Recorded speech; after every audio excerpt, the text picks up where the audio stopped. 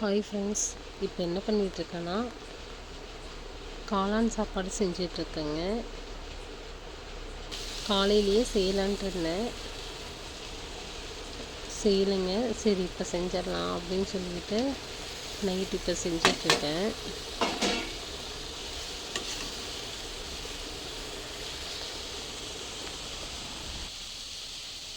காளான் கிரேவி செய்யலான்ட்டு இருந்தேங்க.